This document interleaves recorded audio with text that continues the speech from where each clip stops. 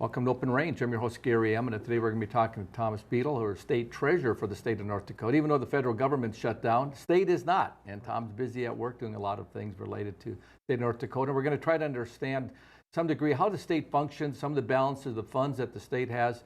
There's a lot of balances building. North Dakota is thriving, and we're going to hear that from our state treasurer, Thomas Beadle. So, Tom, welcome to Open Range. Hey, thanks, Gary. Appreciate having me on. So, Tom, I had you on a while back, but I always like to have our viewers, in case they didn't see you, just to give a little bit of background, who's Thomas Beadle and how you came to be the state treasurer. Yeah, so born in Nashville. My father passed away when I was 10, moved back up to my whole mother's family's from here. So my family's a Strinden from Grand Forks. My mom's one of Earl's kids. And so we moved back up here after my dad passed away to be closer to family. Grew up in the political environment because of the Strinden household, Strinden name. I mean, just everything about it, we grew up with it. And so, as a young nerd, I was doing speech debates, student congress, by the way, the state tournaments at the Capitol building today for our high school kids. That's always a fun one to walk over and see.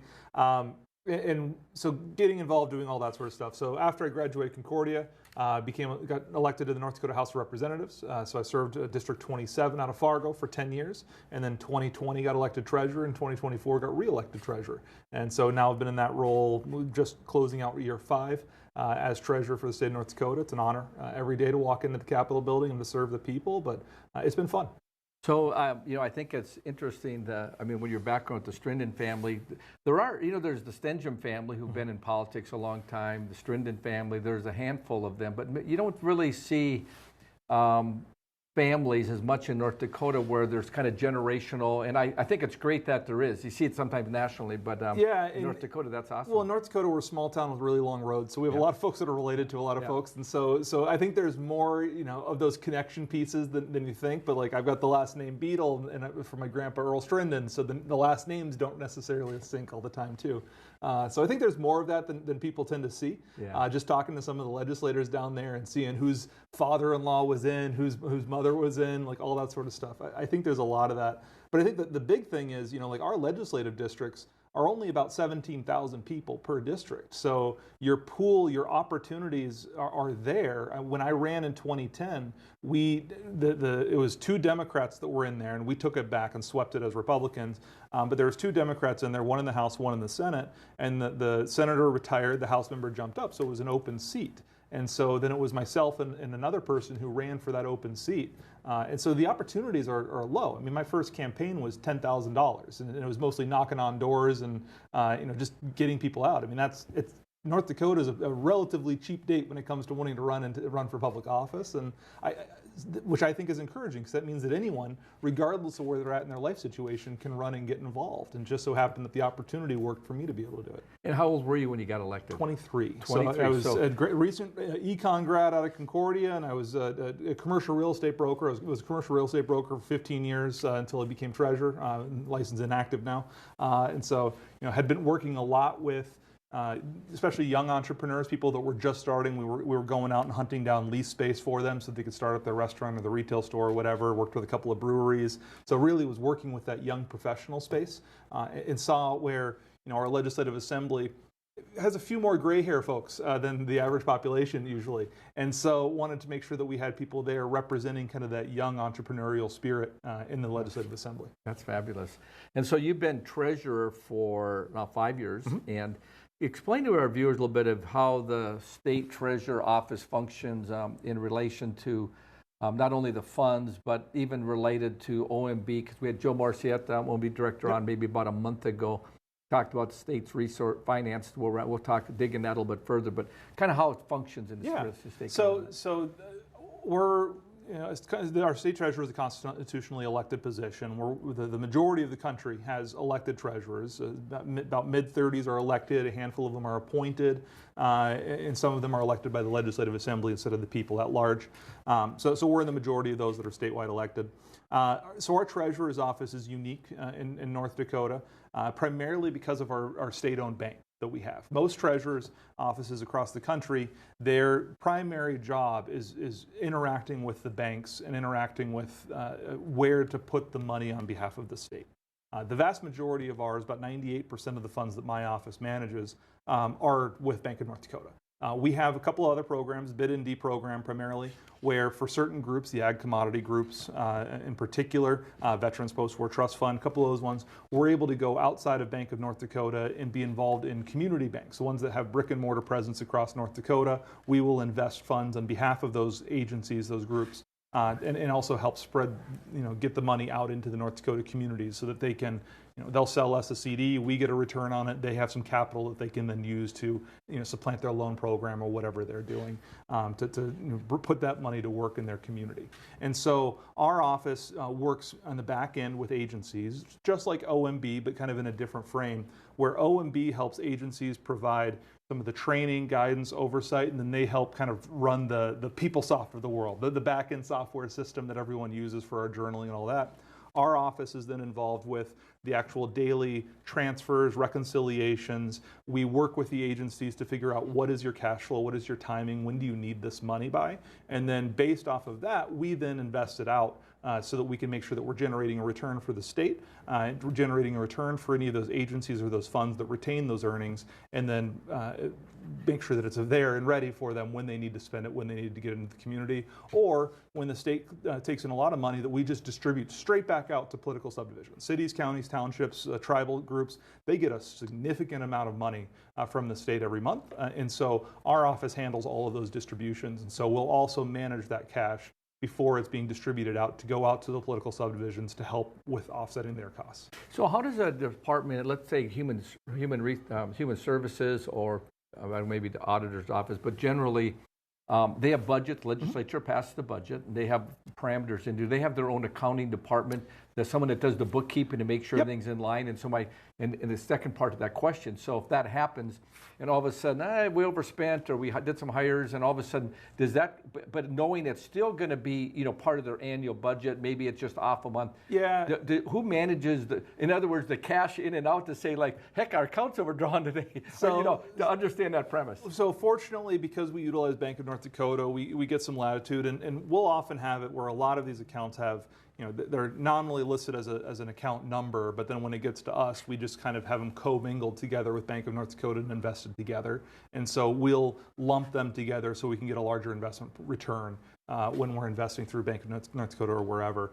And so, we can provide some float as needed. Bank of North Dakota can provide some float as needed. But for the most part, if an agency is given an appropriation by the assembly, their salary and benefits line can't be transferred into their operating line and vice versa, and so without going back for legislative approval. And so they have pretty strict parameters, and their budget isn't done, so it's like this month you have this much to work with. It's the legislature appropriates, you have this much for the next 24 months. Use it as you wish, and then we just ask for them to communicate with us so we kind of know roughly to predict that cash flow forecasting. And a lot of things like payroll, that's pretty consistent. I mean, we can handle that. Most of our distribution's pretty consistent. It's those one-time things. If DOT is doing a big construction project and now they have to pay their vendors, some of those big cash outlays, some of those take some time.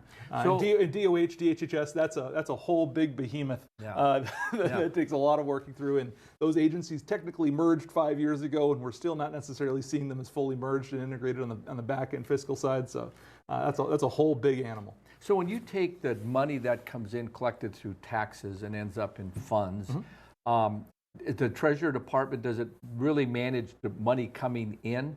And the disbursement, or in other words, how does OMB work a little differently? So the tax department collects the receipts. That's right. So Brian Krosh's team, they're the one that collects all of the receipts. And so I send a check in for my taxes, ends up at the tax. So Brian gets it. So if you have to pay to the state, that's Brian. So make sure you're letting Brian know any grief there.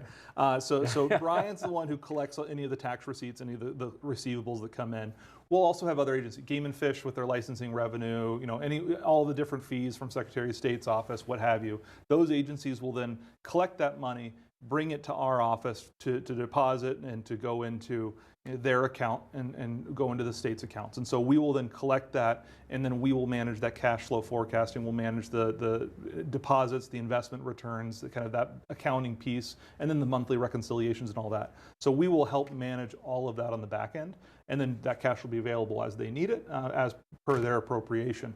OMB is providing a lot more of that back-end support, training, handling the software, and some of that stuff on the back end. And then because the Office of Management and Budget helps the governor's office with compiling the budget and doing the forecasting, they're the ones that contract with the third-party vendors on any of the forecasting stuff that we do. Legislature now contracts with their own, but historically OMB was the only one that provided that. Then that's where OMB kind of gets in the mix to help be that bird's eye. Okay, here's kind of what we're seeing. But in terms of the day-to-day, in terms of handling the incoming and deliverables, they're not involved with necessarily that cash flow in out. And so then if you supplement that with the auditor's department, they really don't handle any cash. They're in just looking to the books. They're making sure it's done right. Validating everything's being done right by good practice and standards. Yeah, so our office is not equipped. We're not structured or built to say, here, you have this money, are you spending it properly or not? We can tell you, here's the, especially some of the distributions that we'll do out to cities or counties or townships, we'll say, here's this money and here's what the legislative intent of it is for. But then we're not the one that we don't have the resources to go in and make sure they're doing it right.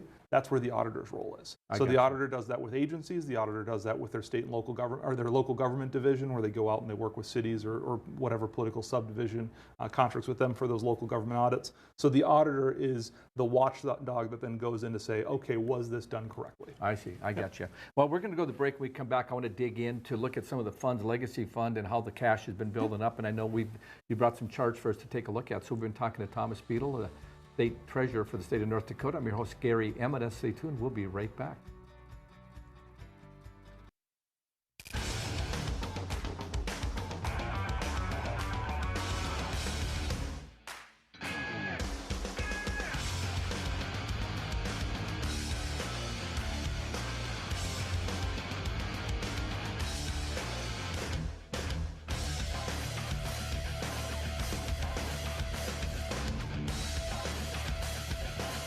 Stop out to our facility, Highway 22 South. Let us build a truck for you. Hello and welcome to the MHA Interpretive Center. It's the perfect stop along the Lewis and Clark Trail and the cultural hub of the Mandan, Hidatsa, and Arikara Nation. Nestled along the shores of Lake Sagagawea in Newtown, North Dakota, 1 mile west of the Four Bears Casino. You can enjoy amphitheater performances, art exhibitions, and educational workshops utilizing our living cultural center. Enjoy some coffee, browse our gift shop, and learn about the original people of this land. Learn more at mhanation.com/interpretive center. Welcome to Arrowhead Cleaners. Newly renovated, modernized, and ready to make your cleaning needs hassle-free. From commercial and residential wash and fold laundry services to the latest in professional dry cleaning techniques, we are dedicated to your unique needs, offering alterations, fabrications, and even custom hat making. So whether you're a busy professional, a family on the go, or even a rodeo champion, Arrowhead Cleaners is here to take your things from messed up to dressed up. Now celebrating our 64th year in Arrowhead Plaza. Home on the Range offers a nurturing place for teens who may have just come from an unsafe or traumatic environment. Here, they receive therapy and education services centered around animals, and the surrounding nature provides opportunities for work, fun, and healing. Life skills learned at Home on the Range are carried with residents when they return to the community with new talents and a greater appreciation for themselves and others. Are you dealing with arthritis, nerve and back pain, dry skin, or superficial wounds, but found no relief? Give Stewart's Natural Health a try. For over 4 decades, Stewart's Natural Health has been helping people and animals with herbal and natural oil lotions, ointments, and creams with a mission to help you relieve pain and feel your best using the power of nature.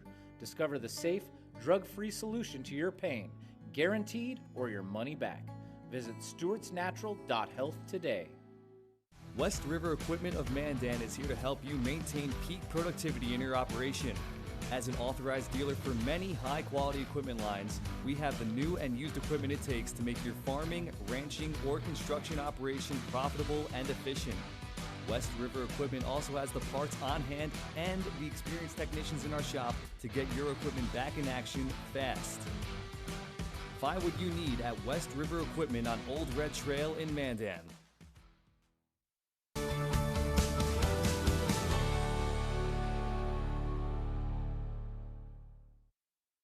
Welcome back to Open Range. I'm your host, Gary Emineth, talking to our State Treasurer of North Dakota, Thomas Beadle. So, Thomas, give us a little bit of sense of the state, how we're doing. And I mean, obviously, all the money's flowing in. Legislature kind of keeps giving us spending, and we see reports, and it always seems they think conservative, and we always have a little bit more than they thought. And that's good, I guess, because we obviously don't want to say, oh, no, we don't want the sky is falling scenario. That's never a fun one. So talk to us a little bit about, just from a general view, how you see the states doing with the resources and finances coming in. So I mean, we are obviously a commodity-driven state, and this is we historically have been.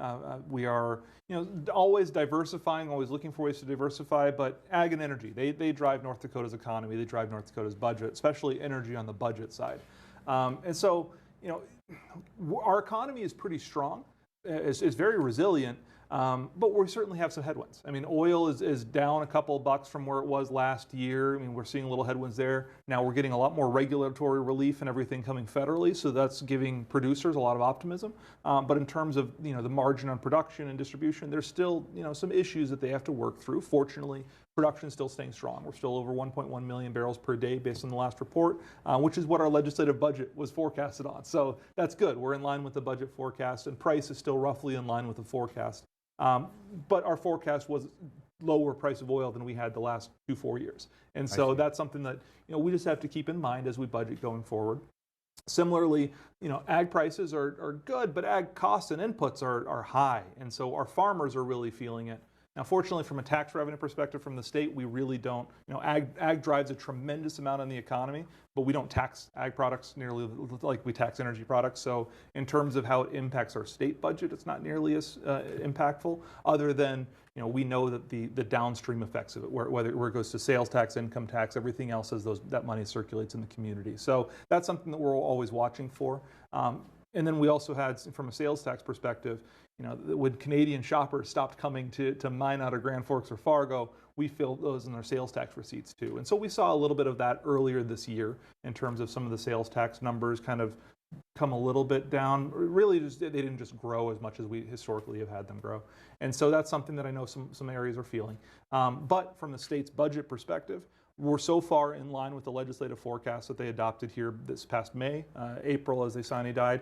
And so we're feeling good about that. But in terms of our overall forecast, it was projecting less revenue than what we had before. I mean, we were coming into this last session, the general fund, or the beginning balance, the amount that they had over and above what the forecast was, they had about $1 billion more than they had forecasted that we had receipts come in. Just in the general fund revenue from over the last 2-year period. So we just had OMB does some training and stuff for different agencies, and their kind of forecast for the next one is it's going to be about 1/3 of that next time. Like, we're thinking the beginning balance isn't going to be $1.5 billion, it's going to be $400 million. So just making sure that our agencies know when it comes to their long-term planning, this is we still have a strong growing economy. But make sure from your revenue perspective, no, it might not be as over and above as it had been. So let's talk about the federal government shutdown right now. So they've been shut down for a little over a month now, or whatever, right around that window. Mm-hmm. Are they still dispersing funds? How does that affect managing the cash? I mean, in our case, we're probably have plenty of surplus from the Bank of North Dakota and the state, so you can kind of coast a little bit with hopefully that payable is going to show up one of these. Talk to us a little bit about the implications of that. And so some of it, we have the cash flow to withstand the federal shutdown. I mean, if it shuts down for 2 years, that might be great on one hand, but from a revenue standpoint, about 1/3 of all of our revenues are federal funds that come through and pass through to one agency or another. Because if you look at the state's budget as a big pie chart, it's about 1/3 general fund, 1/3 oil, and 1/3 federal dollars. This tends to be about where it comes down to. And so, that has a huge impact. When you look and you stretch this out long term. But in the short term, we're able to weather it pretty well. I mean, we're in a strong cash position. Our reserves are full. So our different stabilization funds that we have, Foundation Aid Stabilization Fund, Budget Stabilization Fund, they're all pegged as a percentage of our general fund expenditures or a percentage of our K-12 education expenditures. Those are all capped out. So we are at our limit in terms of how much we want to hold into those reserves. So we do have the reserves to weather it.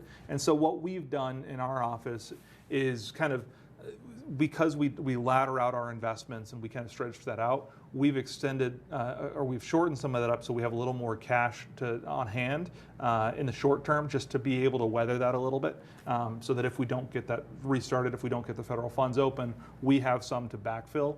Because historically with the federal shutdown, when it opens back up, they'll then pay back in arrears what they had otherwise owed. So for us, it's just a short-term stopgap measure, and we're able to weather that. Similarly, where we see more of a concern is in the market for actual concern, the federal workers that are out there.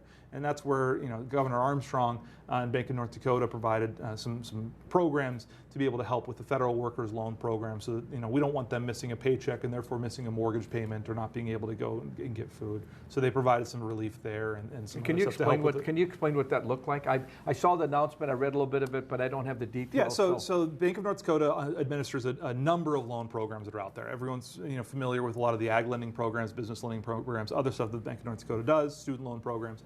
But the Bank of North Dakota also was able to be empowered to say, okay, here's, you know, we know that we have X number of federal workers in North Dakota. We think that there's a handful of them that are going to be, you know, non-essential, and so they're not going to be getting paid during this time. So let's say, you know, is it $1 million, is it $2 million, what have you? Let's authorize a loan program so that they can get, you know, I think it's a couple months worth of paychecks essentially, that they can get a loan from the Bank of North Dakota for a low interest rate to be able to help, you know, guide them through the time. So if I was making, for easy math, 120 grand, so I can divide it up 10 grand a month, the idea with it is the Governor Armstrong put a program in so that they put a limit. I don't know if the limit was 5,000 or 10,000, but they did put a limit for how much the people are able to get per month. But it just helps tide them over. Yep. And gets them through it. And be able to make sure, because we don't want those downstream economic impacts. We don't want you missing a payment to your landlord, missing a mortgage payment to your bank. We don't want you not being able to put money into your kid's lunch account, what have you. So that was the intent to make sure North Dakota is protecting their own. That makes a lot of sense. Let me ask you a question related to the stabilization funds, because we always sometimes, when it kind of was initially enacted, I think Senator from Dickinson, my mind's blank all of a sudden. Wardner. I mean, he was kind of really one of the instrumental guys in really feeling that we have these stabilization funds. Explain what that means and how that kind of works. So, and I can give a good anecdote for when we last really had to touch it too. So what we do in our budget stabilization fund is we set aside a rainy day fund, because we know we are such a commodity driven state. We know that our economy is built off of ag and energy, and we know that those prices can go down, and so that our receipts can go down significantly.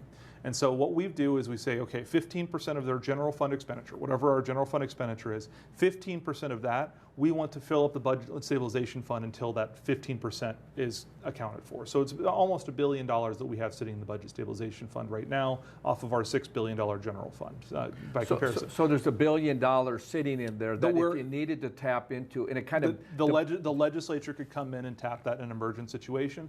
And similarly, we do the same kind of reserve. So whatever we spend on K-12 education, percentage of that is in the Foundation Aid Stabilization Fund, which has about $450 million on it. And so the way that those are tapped is if the governor has to do an across-the-board allotment, because we had to do this in 2015 when oil price went into the toilet. And so the governor, Dalrymple at the time, did across-the-board allotment. And then the Legislative Assembly came in and said, okay, across-the-board 5% allotment makes sense for a lot of these agencies. And what do you mean by allotment? When they have to just say, the governor just says, all right, you have to cut your budget by this percent. 5%. So right now, I got it's a 30-day notice or so. It was a short window. If you were given $100, now the governor would say you only have $95. I see. So that was boom right now. And so cut it 5%. Yep. And so the legislature then has the discretion. They can call themselves back in, or the governor can do a special session. Legislature will come back in and say, we want to make sure that K-12 education or long-term care facilities or the healthcare facilities, we want to make sure that they're held harmless. So we're going to tap into these stabilization, these reserve funds, and we're going to use those to then pay or fill out the rest of these budgets where we want to make sure that priority is. And so in that scenario, after the governor has done an allotment to trigger it, then the legislature can come in and then tap those reserves as they need it to then use it to fill in. And so that's the rainy day funds. Those are the break glass in case of emergency funds, so that we make sure that we have that. And then fortunately as a state, we have a number of trust funds that have been set up that allow us to make significant investments and grow and help going forward. And that's where some of them that have got, the two biggest ones, by far, legacy fund by far gets the most attention. That's about $13 billion. 30% of all of our oil tax revenue goes into legacy fund. That's invested across the country, across the world, and in North Dakota. And then the returns of that go to help North Dakota citizens and offset future revenue issues we might have. But then we also have the Common Schools Trust Fund. And so Section 1636, every township across the state was given to the state and statehood. And so any of the revenue generated off of those areas, which right now, after all the horse trading and everything since statehood, it's about 700,000 surface acres, 2.6 million mineral acres that we have. Any of the revenue generated off of those goes into the Common Schools Trust Fund. That fund is invested, grows, and pays dividends, and those dividends go to pay for K-12 education. So, I see. Yeah. So we have a couple big trust funds as well that also kind of serve as that rainy day fund. I think when we come back from the break, I'm going to want to dig into those a little bit further. I believe you got some charts to kind of help the viewers understand it. But with that stabilization fund, the idea with it is it gets filled up, but that money's really not appropriated. No. It's just sitting in a checking or investment account that can be tapped in, because what they don't want to do, if I recall, was there was a point where all of a sudden everything's good, we're spending good, and all of a sudden had to raise taxes, and people go, whoa. So it's really kind of an idea just to kind of keep things level out it's to smooth the curve. It gives us a great opportunity to be able to weather the storms, which we know in a commodity-driven state, they're going to happen. That makes total sense. I mean, that makes a lot of sense with the stabilization funds. And so you're saying there's $1 billion into one, and about another half of $500 million in another. Yeah, just under in the other. So that's $1.5 billion the state's sitting in, that's sitting on the bank that we can sit on. So, okay, we're going to go to the break, and when we come back, I want to dig into the land trust fund and just kind of help people get a little feel, because you rambled through that really quick. And I talk fast. And it's good. And it's good stuff though, because it goes back. It's got a long history going back to statehood. So we've been talking to Thomas Beadle, our state treasurer. I'm your host, Gary Emineth. Stay tuned. We'll be right back. Base Fluke Trailers of Dickinson is a family-owned dealer with expert staff that know their products front to back. We stock over 150 units of all types and can custom order a trailer with the unique features and capabilities you require for brands you can trust. Our experienced service team is the reason we're also the best place to have your trailer customized or repaired. Count on Base Fluke Trailers of Dickinson to keep you hauling. Come on in and experience small town hospitality and the personalized care that makes car buying a pleasure. We know that every journey starts with the right car. Whether it's school drop-off, weekend road trips, or your daily commute, we have the right vehicle for you and your family. With trusted brands, affordable prices, and the team that treats you like family, finding your next car has never been so easy. We pride ourselves on personal attention and quality service. Beset Motors, where our customers send their friends.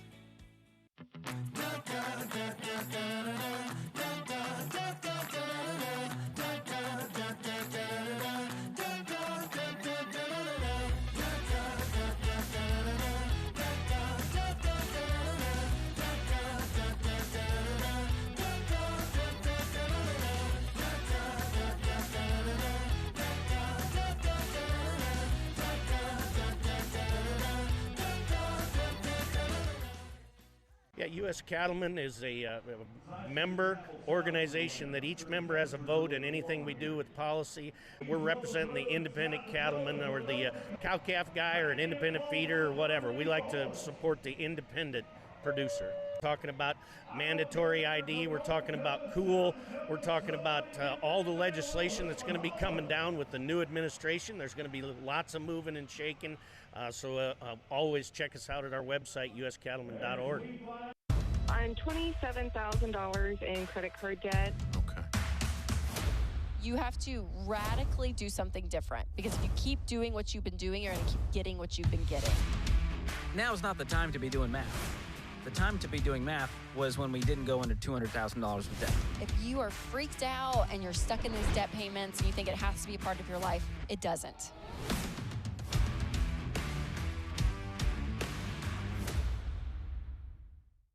We are Ladies of Another View. Join us every weekday morning at 9:00 a.m. as we discuss the big topics from North Dakota, the nation, and around the world. We chat with everyone from celebrities and medical professionals to politicians, local business owners, and neighbors about the topics and stories that affect all of us. We are unscripted and uncensored real news from real people. So join us every weekday morning for Ladies of Another View on Beth.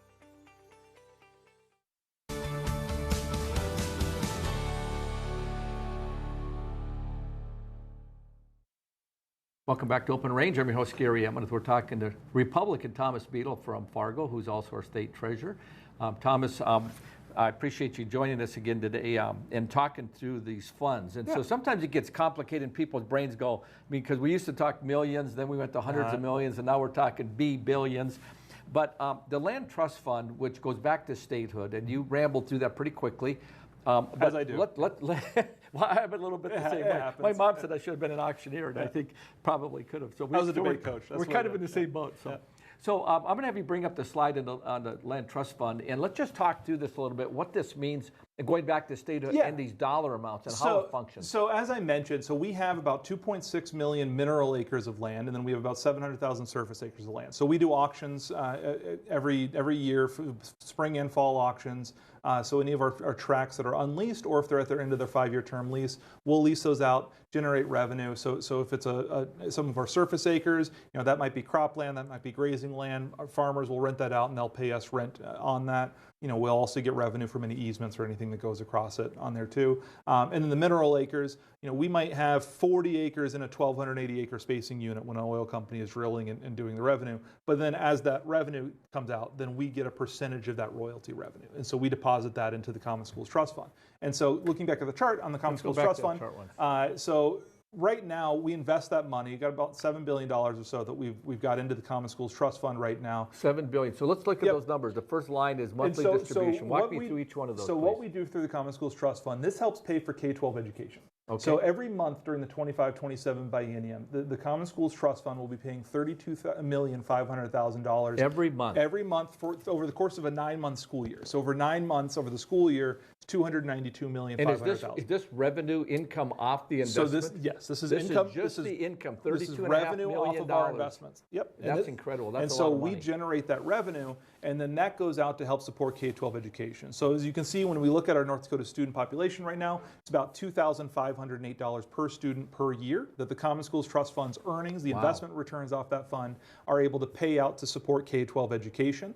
Right now, based on the budget that the legislature's approved, the cost to educate a child is $13,778 per year. Now that counts both the state share and whatever the locals are raising from a property tax standpoint. So from the state share funding, the state provides $10,430 of that $13,000 for the student. So 24%, just under a quarter of all of the dollars that the state is putting in towards K-12 education is coming off of investment returns off of those funds. So the more we can generate investment returns, the more we can grow these trust funds like this, the less we have to tax you. Because we don't have to deal with the tax revenue on that. We have the investment revenue that can support that. And so the income that comes off these funds, it's going to be ongoing. While we got oil, but it obviously that begins to dwindle because you still got ag land and people farm it, run cattle, whatever. So the distributions, the monthly distributions that go into it, the collections that we have that would go into that fund and be deposited, those ebb and flow with the market. And they're pretty well tied to production and barrels. And so that's where we make sure that we have a very diverse investment portfolio from this fund and from all the funds that we manage in order to be able to weather those storms. Because just like when we see commodity prices go down, we see our revenues go down. Similarly, if you see the real estate market go down, if you're only invested in commercial real estate or only invested in residential real estate, you're going to see your revenue come down. So we have a very diversified portfolio of a lot of different areas that we touch. And so I've got a breakdown in here kind of showing a general high level for kind of how we invest in the different types. And so we have a diversified portfolio that has a mix of diverse equities, domestic equities, international equities. These are your publicly traded companies, your Coca-Colas of the world, your Teslas of the world, et cetera. So we will invest with a number of fund managers in different index funds to get across the board exposure to the different equity markets. And we'll have international exposure because if the U.S. economy goes down, that doesn't necessarily mean that the European economy is going down. And so we want to make sure to balance that accordingly. And so then we'll also have in fixed income assets In the Common Schools Trust Fund, we also have some hedge fund assets or alternative investments. Some of the ones that have gotten a lot of attention lately is over the last 2 board meetings, we're trying to expand our private equity exposure. And so that's one of the areas that we're working to expand. And so we've recently entered into 2 different agreements, or we've directed our staff to enter into agreements. And so those are in the process of being negotiated and executed. Both of them are kind of in our infrastructure play. We're trying to expand our infrastructure. But infrastructure's changed. It's not just roads, ports of entry, rail terminals. It's the kind of the historic stuff that you look at for infrastructure. Data is now infrastructure. The whole AI play in computers and fiber optic lines and transmission lines, that's infrastructure. And so we've entered into a couple of funds that have some more of that technology exposure, and because we're seeing so much capital investment happening to this area. So much of the future growth of the economy is going to be tied and piggybacked on what's happening with these data centers, what's happening behind the scenes. We wanted some exposure to that. I mean, if you look at the S&P 500's return since 2020, it's really the Mag 7 has generated 99% of the returns, and the other 493 has gotten like a 2% growth over that time period. Technology is very much driving our economy, and so we wanted to make sure we have some exposure in there. And so the slide that you have related to it, maybe we could bring it up. Is that the pie chart? Yeah, that's the pie chart one. So that just kind of shows a general breakdown. Why don't you walk through that a little bit, what those colors mean? So the colors here just kind of show what our different exposure level is within the Common Schools Trust Fund. So we invest the Common Schools Trust Fund alongside a couple of other funds on behalf of some of the different universities and some other stuff. So the total pool that we're investing is about $8.4 billion. Of that, 38% is in equities. So that's both domestic equities, international equities, but that's the equity market equity, as a whole. So equity being stocks. I mean, I got you. Okay. So equity being stocks. Okay. And so that's like the stock market. So about 38% of ours is in the stock market. 32% is fixed income. Those are whether it's high yield programs or it's a fund that might be invested in a lot of different loan programs or whatever, but it's fixed income. It's the stuff that you invest in and it's going to pay you a 5% monthly return par value off that bond note or whatever. And so if our equities is stocks, our fixed income, think as bonds. Then we have some absolute returns and some fixed income. There's a couple of different mixes in some of the absolute returns, and then real assets.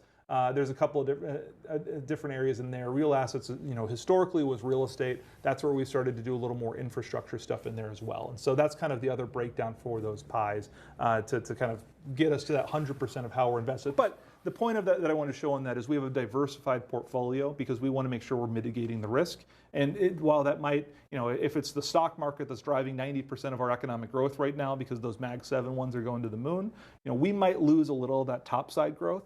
But we have a little more of the downside stability for if that goes down, we're not all our eggs in that basket. So what would be the return that you guys target? I mean, obviously it's a ebb and flow. Yeah. So what you're planning, are you saying because you got $8 billion in that land trust fund, are you saying we'd like to have a 6% return? Or yeah. What is that number? It ebbs and flows between 6 and 7. Our assumed rate of return is about 6.2% in there. Historically, we're closer to that 7-8 if we look at on a 5-year basis right now.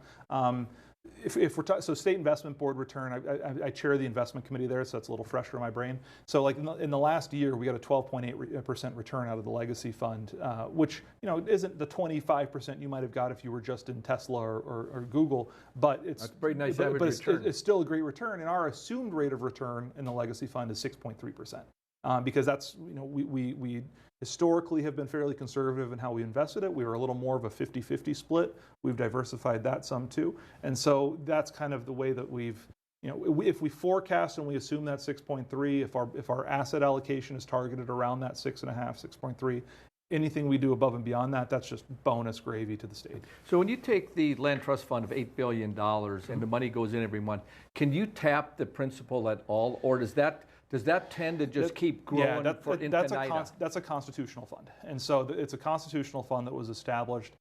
Really a lot of restrictions in terms of tapping that principal. I see. Now, what the legislature has done in the past is we'll do the occasional loan program or something from there to help offset a certain issue. We had a lot of them in the past with like some of the coal companies where we had some loan programs that were managed by the land board. And so we can use some of those assets kind of in that way. But historically, no, that is a principal growth fund that the earnings go to pay for K-12 education. And constitutionally, if you're not using those dollars for K-12 education, it's not fulfilling the obligations of that fund. And so it's very limited in its scope there.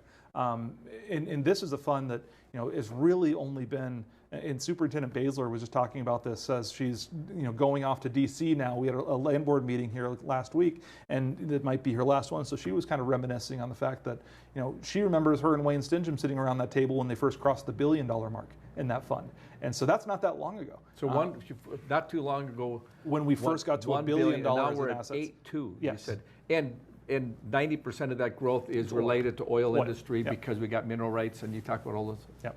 And so as that continues to grow and other types of rare earths and all those kind of becomes opportunities for that land trust fund to grow. And that's the hope. And just like how we help grow on the Common Schools Trust Fund side, we also have a ton of private sector partners, and, you know, other landowners will look to us for how, you know, if we're, you know, going and adjusting our lease contracts, they'll kind of look at that as well. So we recognize that we're a partner in this with our citizens and with the companies and everyone else to grow and develop this. And so the Bank of North Dakota's interaction with all of this, I mean, that takes a lot of pressure off your staffing, I guess. Yeah, so we do, 98% of our banking relationship is with Bank of North Dakota. That's where we go through for the vast majority of our stuff, and they're great partners with us, working on the cash flow side and the investment side.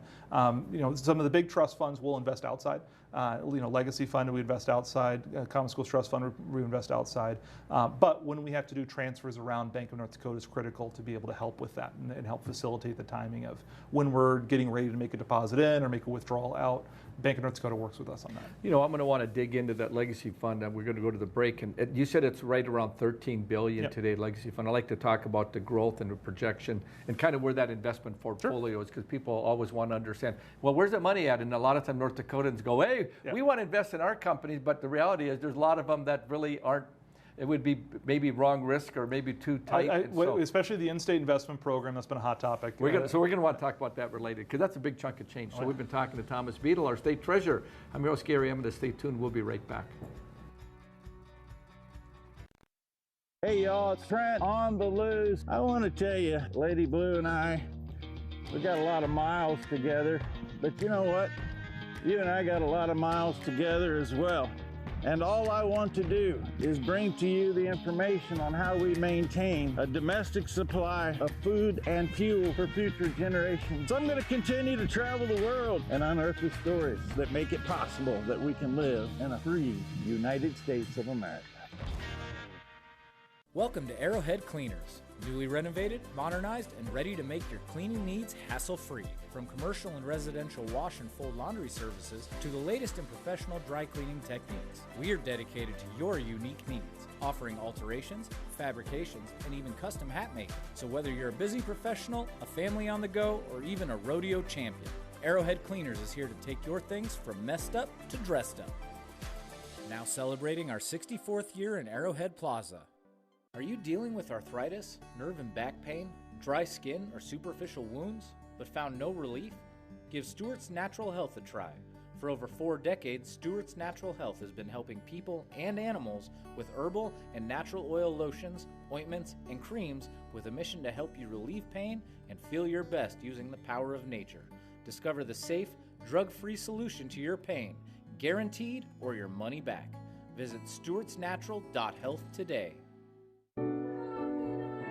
We are the St. Mary Sisters. We are building a new facility here in Bismarck, North Dakota, for the sake of training young women to be courageous teachers in this state. The Sisters will educate the younger generation to be fully alive through truth and discipline. The Sisters' life of devotion and joy will make a positive difference in your community. Check out what we're up to, see what's going on, and join our mission to make a difference in the lives of the children of North Dakota. Ashley, North Dakota is where life moves a little slower, but never gets dull. From hunting, camping, and fishing to safe streets where kids can be kids, this is the best of small town living. And Ashley offers everything you need, from healthcare to hardware to countless ways to stay active. Here, we've invested in our future with major upgrades to roads, parks, and education. Whether you're here for the day or here for life, you'll find Ashley's where you ought to be. There's never been a better time to rediscover the style, reliability, and all-season, all-terrain fun of the all-new Nissan lineup at the new and improved Ryan Nissan. Whether it's the sleek and stylish Murano, the adventure-ready Pathfinder, or the reimagined, ready-for-anything 2026 Rogue, the all-new Ryan Nissan has the vehicle of your dreams at a price perfect for any budget. It's time to rediscover your passion for the road. It's time to rediscover the all-new Ryan Nissan, engineered to endure.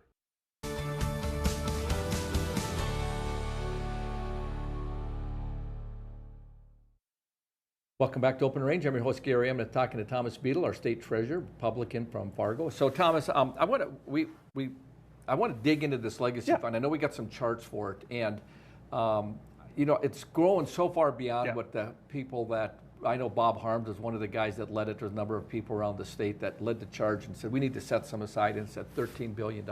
Talk to us about the size of it, the investment, the scope, and we got some slides we can walk through for the viewers to get their head around. Yeah, guys like Bob Harms and Dave Weiler here in Bismarck really were leading this 2009 Legislative Assembly. They got this kind of together, and they all worked and put it on the ballot measure, 2010 ballot measure, then passed. Created the Legacy Fund.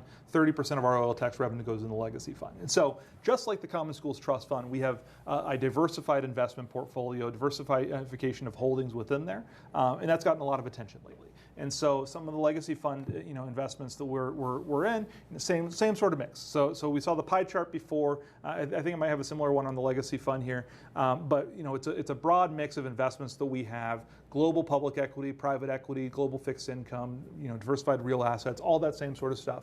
And we're a little more into equities in the Legacy Fund than we are in the Common Schools Trust Fund. Since the Common Schools Trust Fund has that dedicated monthly payout that we do, we want to make sure we have more fixed income. Legacy Fund, we do one transfer out of it at the end of the biennium. So we can be a little more aggressive and be a little more into equities. And so we can have a little higher risk tolerance and a higher return expectation in the Legacy Fund. So we have a little more equity exposure there. Again, that's stock market exposure. But the real novelty with our Legacy Fund is 2021 legislative session. Representative Mike Nathy here in Bismarck really spearheaded it. Insurance Commissioner John Gottfried was pushing for this. This was something that I was strongly in support of as well, was this in-state investment program. It's the idea that we have a tremendous opportunity with the Legacy Fund. We know that we're investing it. We know that the income generated off that fund is making an impact in North Dakota, but we can do more with the principal. So the income generated off of it, $686 million, was transferred out of the Legacy Fund on July 1 of this year. That was the end of the biennium, beginning of the next. So that's $686 million. $102 million of that went to go and pay for the debt service for Red River water supply, FM diversion, Minot area flood protection, some of those big water projects that were cannibalizing the Water Resources Trust Fund and all the water projects across the state. That was taken out. So now the Legacy Fund earnings pay for that. And then $175 million, 30% of the remainder went to the State Highway Fund. So DOT is using that for road projects across the state, because we all know that we don't want potholes, especially when we're driving now 80 on the interstate. So we don't want to have those hit us. And so DOT got $175 million out of that. And then $409 million out of the Legacy Fund earnings. Of that $686 million earnings, $409 million is now going toward the property tax relief program, the $1,600 per primary residence property tax relief credit. That's Legacy Fund earnings. That's the earnings generated off the fund, the investment generated based off of our asset allocation and mix. Those earnings are what's now going towards and helping pay for that. And so, but the novel thing that we have is our in-state investment program. Again, earnings are helping the state, but how can we do, and you put the principal to use, the part of the fund that is an investment and not a grant, not a giveaway. How can we put the principal to use? And so we've done a couple of programs. So I know the next slide has kind of a global breakout of the Legacy Fund's in-state investment program. And so we have a couple of programs that we've done. The in-state fixed income program, that's a CD matched loan program. About $292 million has been invested so far in companies in the state of North Dakota with that. The biggest one being when Rainbow Energy bought the Coal Creek power plant station, we helped provide financing through the CD match program to help broker that deal, to help finance a portion of that. That was something that's an in-state investment that comes and pays back. We also have the fixed income program. That's more communities. So that's cities, counties, townships. If they're doing road projects, they want to get access to financing for cheaper. The in-state fixed income loan program, that's an infrastructure loan Bank of North Dakota does on behalf of the Legacy Fund. About $92 million has been invested so far in the state of North Dakota from the Legacy Fund that way. But then the two ones that have gotten more attention is we just onboarded a new manager, GCM Grosvenor. That's somebody who we just hired and onboarded, and they gave their first presentation So we've set aside a commitment of $150 million out of the legacy fund that's going to go towards a real assets fund that GCM Grosvenor is setting up. Think of these as large commercial water projects, infrastructure pipelines, transmissions, maybe data center or whatever. That's the types of projects that Grosvenor is going to be looking at. What are these big, large infrastructure real asset plays in the state of North Dakota? Would those be investments, or will those? These are all investments. So those would be investments taking an equity part in the project as opposed to just a loan, like Rainbow you said was a loan. Correct. That was some type of low interest loan to keep the economy, keep it open. Yeah, so this is much different. So we're authorized by statute to do $700 million in fixed income side. That's the loan side. That's the stuff that comes back. That's what Bank of North Dakota is doing, where Rainbow got, where we have the infrastructure. $750 million. $700 million. $700 million. That's per biennium. No, or that's just cap. That's cap total, and then that's a revolving one. So as stuff gets paid back, we can do more. And then $600 million was the equity side. And so the equity investments, kind of the stock share percentage of the company ownership on there, that was what we've done, where we just brought in GCM Grosvenor to do $150 million. So they're just getting off the ground and starting to get started in North Dakota. And then we have 50 South Capital, which we hired here in 2022, 2023, right around there, is when we hired 50 South Capital after doing an RFP process. They laid out kind of an idea about how they're going to help grow the ecosystem. That was a funds of funds approach that we wanted them to do. We made a $250 million commitment to them. So far, they've invested out in deployed capital that's now worth about $84 million, because we started to get some returns on some of that stuff. So they're still holding a lot back to make that secondary round investment or what have you. For those funds, is there a detailed public, if someone wanted to click on a link and go in and look, so I could say, oh, this went to Rainbow Energy, they got $100 million at 4% interest, or whatever. What kind of information is available to the general public?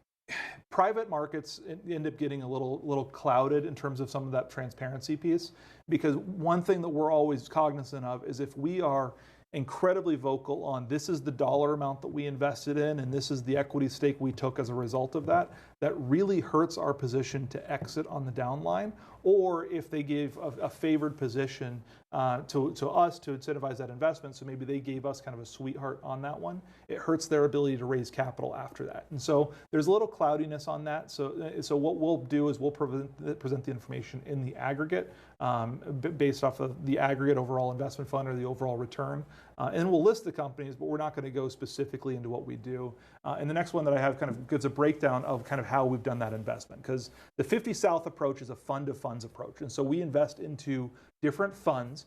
And so we'll make a commitment to the Lewis and Clark Agri-Foods Fund or the Homegrown Capital Fund or Generators 1889 Fund, what have you. These will all sit under the umbrella of our 1889 Growth Fund, which is our fund as a state that we're running. These will all be our investments out of that fund. And the beauty of the fund of funds approach that we do is we put our dollars in, and then it gets married with private sector dollars that are coming in and also being invested. So if we put in $50 million, there might be $100 million coming in from some of these other partner funds that then they're able to then leverage and be a capital multiplier into the economy. And so let's look at a couple of those companies. Yeah, one of them I'm familiar with. Is that Crusoe? Is that the ones that was doing data centers, Bitcoin? Yeah, that has been rolled up in the Northwest, et cetera. So those are the companies. Yeah, so these are a list of some of the big companies that we've made direct investments to. So we're limited to we can do up to $10 million investments in individual companies.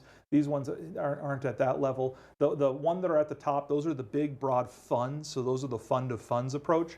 And then those four on the bottom, those are just some of the individual companies that are within those funds directly invested. But if we go to the next one, we can kind of see a larger summary of the different companies that we're in based off of where they are. So we have a very diversified investment. This is a number of the investments that we have.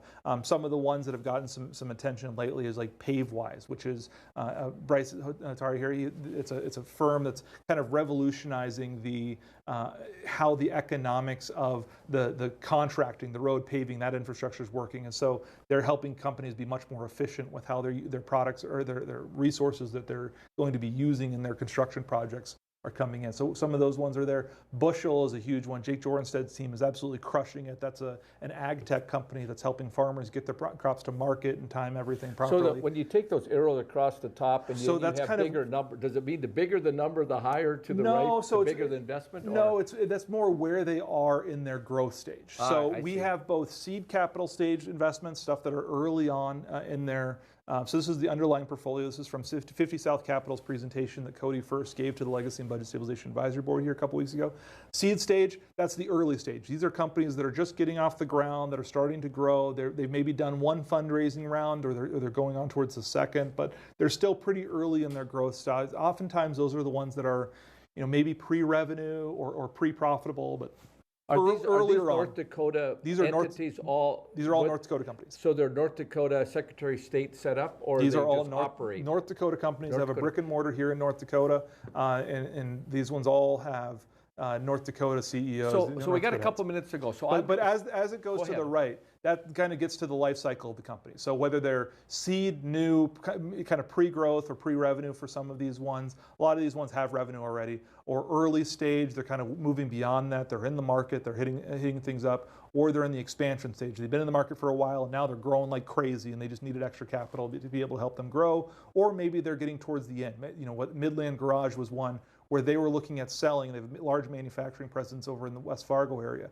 They were looking at selling, closing up and retiring, and most of the opportunities were going to be outside of North Dakota. So we were looking at losing that manufacturing facility in the state, but our investment was able to keep the doors open in North Dakota, help them find an exit and long-term strategy there. So those are more towards the later side of their life cycle. So this is just kind of showing a general how our life cycle is and where they are in the growth versus earlier or towards the end and buyout stage. And so if someone has a startup company, where do they go? So they only got about 1 Yeah, minute. 1889 Growth Fund is a good place to go. So talk to Cody first. If you're startup, Cody first at where? 50 South Capital. 50 South Capital. So if you're a startup, if you're early stage, that's where we say the Generator 1889 Fund. That's the fund that they have that's early stage investment. But North Dakota 1889 Growth Fund, they've got their own standalone website for that.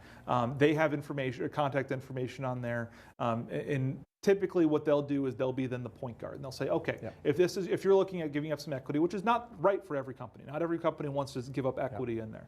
If this is something that's right for you and they think it's a good partnership, then they'll act as the point guard and say, we think you'd be a good fit over at the Lewis and Clark Agri-Foods Fund. Go talk to them, and they'll do the due diligence and the deep dive on that. Or Generator's 1889 Growth Fund, we think that they're going to be able to put you into their G beta cohort, and they're going to help give you some of the resources, the training, the tools, but maybe that's not an actual cash investment they're getting. That's just more of a Shark Tank style thing of getting you together so that you have somebody with expertise helping you out. And so they can act as a little bit of a point guard that way. But the 1889 Growth Fund, I think that's the website. I think we'll have to do a little deeper dive into that and even get some commerce over here and talk through some of that stuff for entrepreneurs out there looking for some capital. There's a lot of resources out there, and some are loans, some are grants through commerce, or we have investment opportunities at the State Investment Board and 50 South Capital. So. Well, thank you for joining us again, Absolutely, Tom. anytime. So we've been talking to Thomas Beadle, our State Treasurer. I'm your host, Gary Emineth. Stay tuned.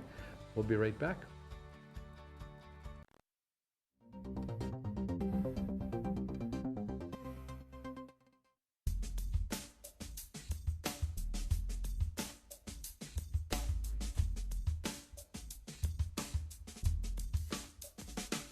Come on in and experience small town hospitality and the personalized care that makes car buying a pleasure. We know that every journey starts with the right car. Whether it's school drop-off, weekend road trips, or your daily commute, we have the right vehicle for you and your family. With trusted brands, affordable prices, and a team that treats you like family, finding your next car has never been so easy. We pride ourselves on personal attention and quality service. The Set Motors, where our customers send their friends. Hey y'all, it's Trent on the loose. Join me on the trip and unearth the stories on how we maintain a domestic supply of food and fuel for future generations of American citizens like our forefathers did. Welcome to Arrowhead Cleaners. Newly renovated, modernized, and ready to make your cleaning needs hassle-free. From commercial and residential wash and fold laundry services to the latest in professional dry cleaning techniques, we are dedicated to your unique needs, offering alterations, fabrications, and even custom hat making. So whether you're a busy professional, a family on the go, or even a rodeo champion, Arrowhead Cleaners is here to take your things from messed up to dressed up. Now celebrating our 64th year in Arrowhead Plaza. Hello, friends. This is Culture Crossroads. Join me, Andrew Southwick, and my co-hosts, R.C. Williams and Juliana Ormond, as we tackle the issues shaping America. From politics to pop culture, to faith, freedom, family, and the future.